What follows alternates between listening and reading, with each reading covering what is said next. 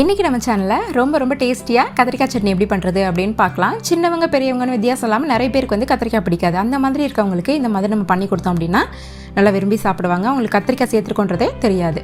இதை பண்ணுறதுக்கு ஒரு கடாய் வச்சுட்டு கொஞ்சமாக வந்து எண்ணெய் சேர்த்துக்கலாம்.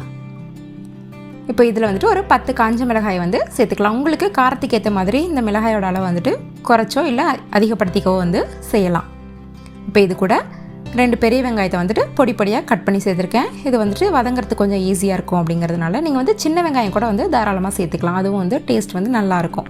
இதை வந்து நல்லா வந்துட்டு ஃபைனாக வந்து வதக்கி எடுத்துக்கோங்க.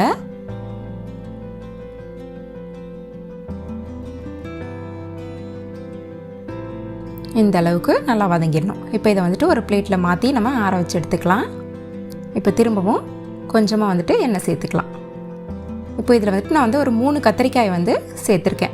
இந்த கத்திரிக்காய் சட்னி வந்துட்டு நீங்கள் எந்த மாதிரி கத்திரிக்காயை சேர்க்குறீங்களோ அந்த மாதிரி கலர் வந்து வரும். சில கத்திரிக்காய் வந்து நல்லா டார்க் ப்ளூவில் இருக்கும், சில கத்திரிக்காய் வந்து பச்சையாக இருக்கும், சில கத்திரிக்காய் வந்து வெள்ளையாக இருக்கும், சிலது வந்துட்டு லைட் ப்ளூவில் இருக்கும். நிறைய விதவிதமான கத்திரிக்காய் வந்து இருக்குது.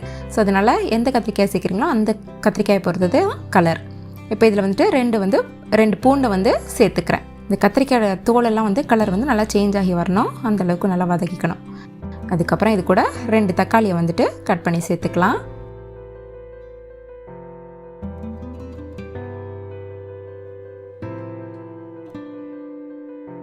இப்போ இது கூட ஒரு சின்ன துண்டு புளியையும் வந்து சேர்த்துக்கிறேன். சேர்த்துட்டு நல்லா வதக்கிடுங்க. இந்த தக்காளியும் நல்லா வதங்கி வரணும். இந்த அளவுக்கு வந்துட்டு நல்லா வதங்கி இருந்தால் போதும். இப்போ இதையும் வந்துட்டு ஆற வச்சு எடுத்துக்கலாம். இப்போ ஒரு மிக்ஸி ஜாரில் வந்துட்டு நம்ம வதக்கி வச்சுருக்க எல்லாத்தையுமே வந்துட்டு ஒன்றா சேர்த்துட்டு நல்லா ஒரு ஃபைன் பேஸ்ட்டாக வந்து அரைச்சி எடுத்துக்கலாம். இது கூட வந்துட்டு கொஞ்சமாக உப்பு சேர்த்துக்கோங்க. அவ்வளோதான், அரைச்சி எடுத்தாச்சு. இப்போ இதை வந்து நம்ம தாளிச்சிக்கலாம். ஒரு பேனில் வந்துட்டு நல்லெண்ணெய் சேர்த்துக்கோங்க. நல்லெண்ணெய் சேர்த்திங்கன்னா தான் வந்து வாசனையும் டேஸ்ட் வந்து நல்லாயிருக்கும். நீங்கள் வதக்கிறதுக்கும் கூட நல்லெண்ணெயை வந்து யூஸ் பண்ணிக்கலாம். இதில் வந்து 1/4 டீஸ்பூன் அளவு கடுகு, 1/2 டீஸ்பூன் அளவுக்கு உளுந்து சேர்த்துருக்கேன். இது நல்லா வெடித்ததுக்கப்புறம் இதில் ஒரு 2 கொத்து கருவேப்பிலை வந்து சேர்த்துக்கலாம்.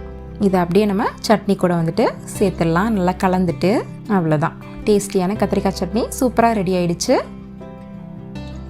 இந்த நல்லெண்ணெய் கூட சேர்த்து சாப்பிடும்போது இந்த சட்னி வந்துட்டு நல்லா சூப்பராக இருக்கும்.